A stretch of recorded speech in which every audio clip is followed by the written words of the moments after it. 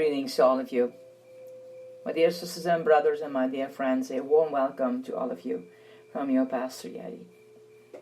It's Saturday today, and for a lot of people in the United States, it's a special weekend of the 4th of July.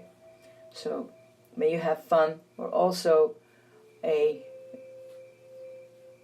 deep respect for everything that happened through all these ages, which is United States for these days.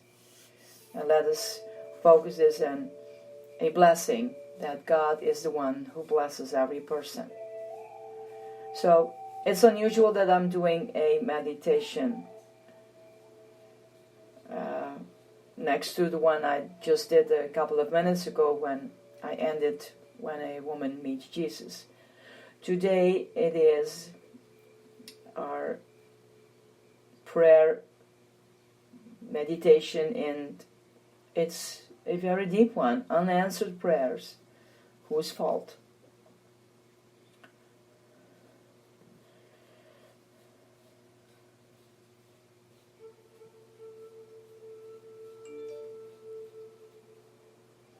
A tree to faith. Unanswered prayer poses an especially serious threat to the faith, or threat, a threat to the faith of trusting children.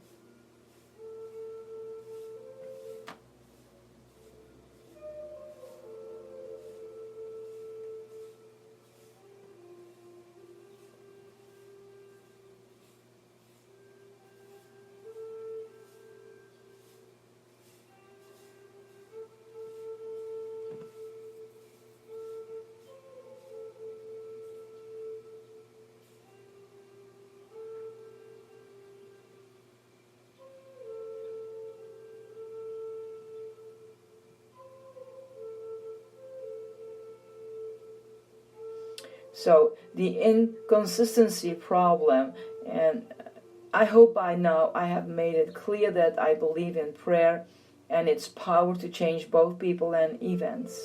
Nevertheless, when I hear a person describes a remarkable escape from an airplane crash, I cannot help thinking about the people who died in the same crash. Many of time praying just as fervently. And although I rejoice over reports of miraculous healings, I also remember with a pang to file drawer in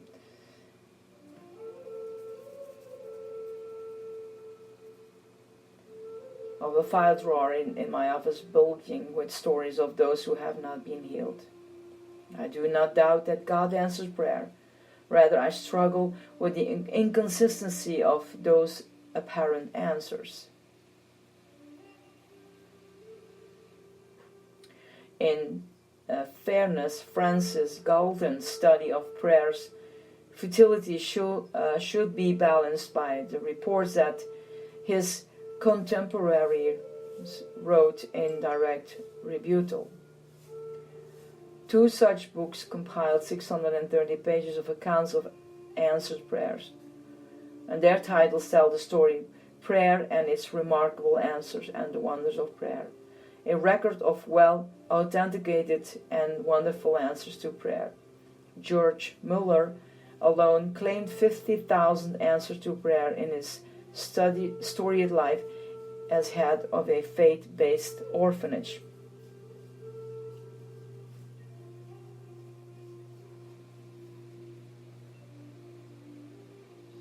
Yet these many accounts do not solve the problem of unanswered prayer.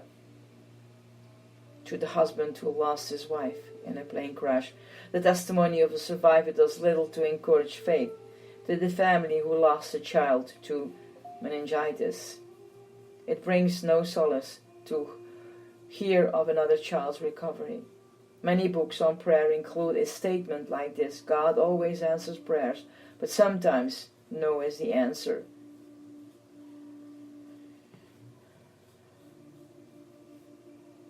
Often when I turn the television to a religious channel, someone is reading letters about a viewer whose back miraculously straightened, or who took her first steps after watching the program.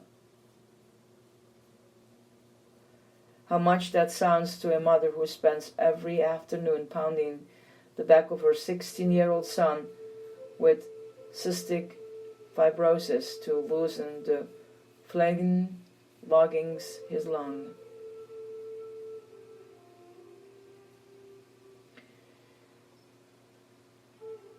The Dutch author Corrie ten Boom tells of a miraculous little bottle of vitamins in her Nazi concentration camp that kept yielding life-preserving drops for her sister as well as for 24 cellmates long after it should have been depleted.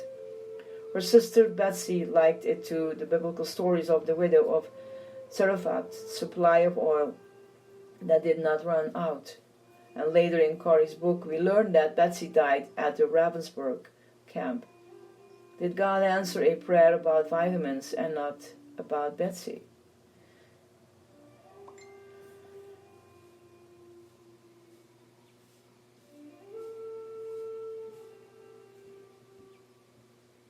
Somehow we must offer our prayers with a humility that conveys gratitude without triumphalism and compassion without manipulating, always respecting the mystery surrounding prayer. What we do wrong.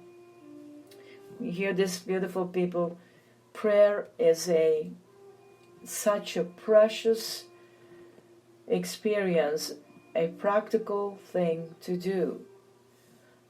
And sometimes when we don't even find words, let the Spirit speak to your heart.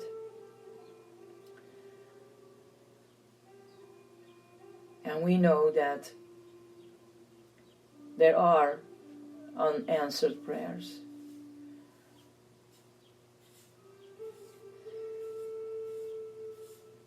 It's not easy to talk about this because we face such an injustice world, and we don't have to look far. So my beautiful people, it's very important to focus your eyes on Jesus and have a deep longing, because He is trustworthy. He will not give you stones. Why we do wrong, I'm very gentle to say this. Some prayers go unanswered because they are simply frivolous. Lord, please give us a sunny day for the soccer match. Trivializes prayer, especially when local farmers may at the same time be praying for rain. A last-ditch plea, help me get an A on this next test. Will likely not succeed if the prayer has not studied, just as a chain smoker has no right to pray, protect me from lung cancer. I'm very, I'm just giving you some of the examples, but prayer is a mystery. But our God is a living God.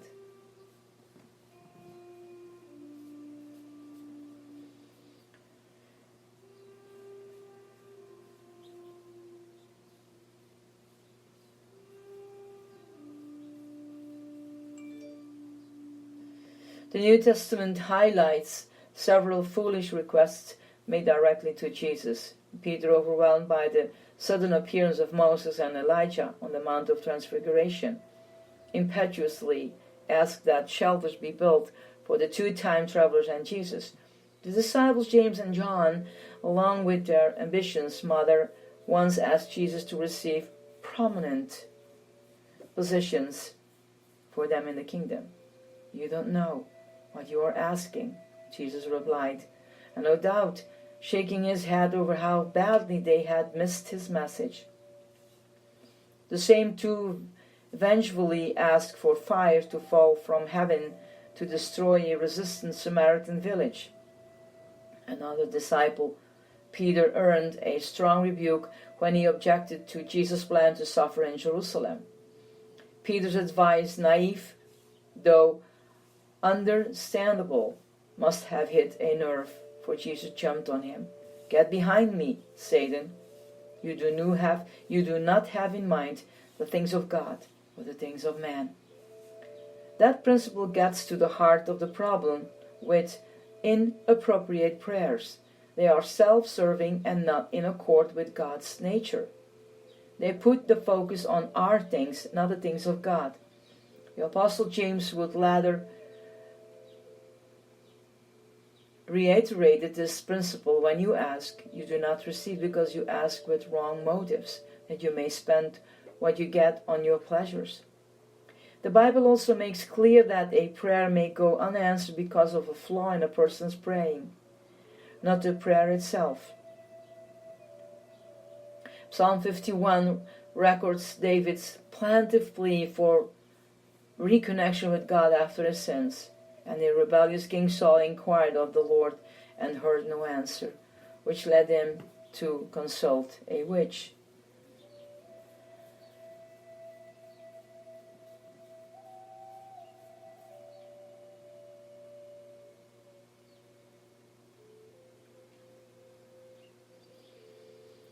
No one expressed this truth more plainly than the prophet Isaiah, who reported these words from God.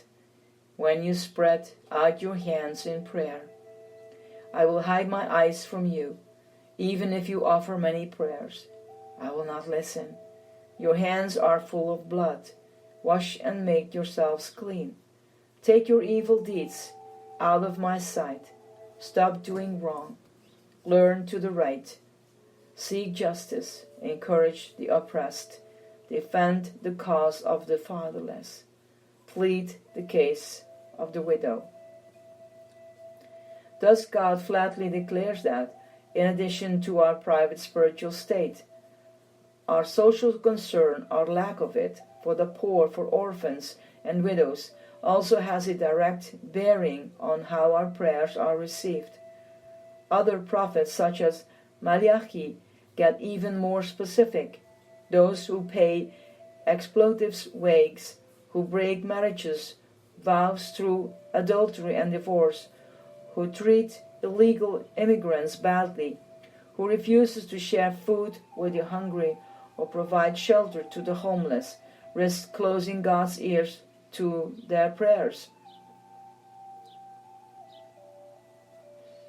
The book of Proverbs states the principle bluntly: if a man shuts his ears to the cry of the poor, he too will cry out and not be answered. In his letters, the Apostle Peter urged that husbands be considerate to their wives and treat them with respect, so that nothing will hinder your prayers. It may seem strange that issues, political and domestic, would have a direct effect on prayer life, but not if prayer is viewed as keeping company with God.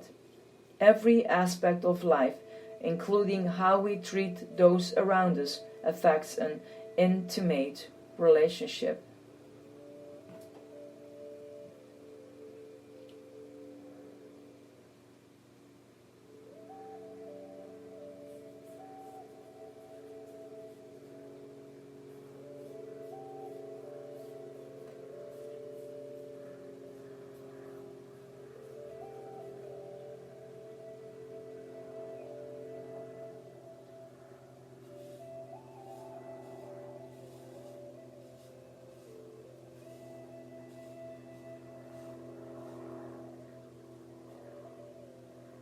The blessing of unanswered prayers.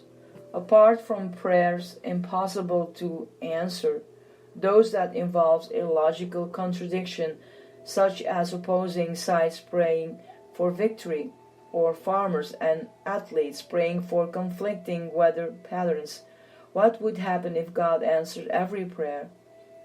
By answering every possible prayer, God would in fact abdicate, turning the world over to us to run. History shows how we have handled the limited power granted us. We have fought wars, committed genocide, fooled the air and water, destroyed forests, established unjust political systems, concentrated pockets of superfluous wealth, and grinding poverty. What if God gave us automatic access to supernatural power? What further havoc might we wreak?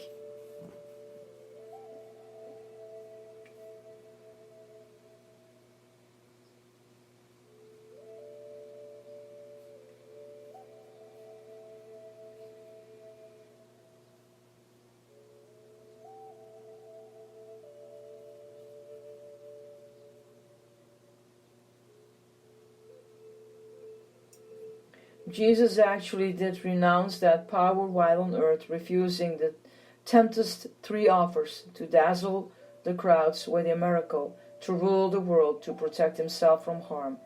He exercised supernatural power, yes, but on a local and not global stage, prompted by compassion and not spectacle, and never for self-promotion or self-protection.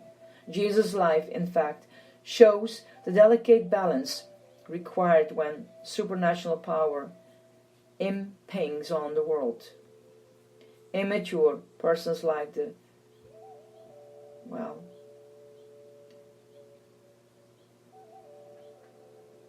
let me just say immature people.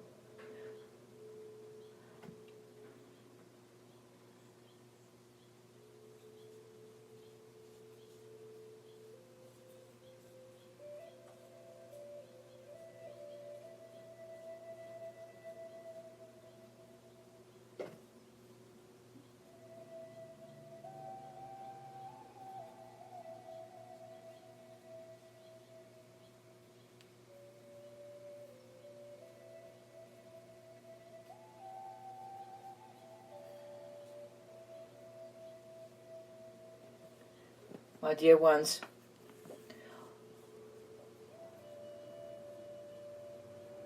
this study about prayer, I think it breaks up a lot in our hearts and our brains. But see it as a positive way to view it in our own personal life and be an encouragement. Let your lives, your thoughts, and longings not take away from the dark side that makes it impossible for praying. Ask the Holy Spirit to show you things where you can pray for. There is enough to see on the TV. There is enough to see in our churches. There is enough to see around us and in our own personal life.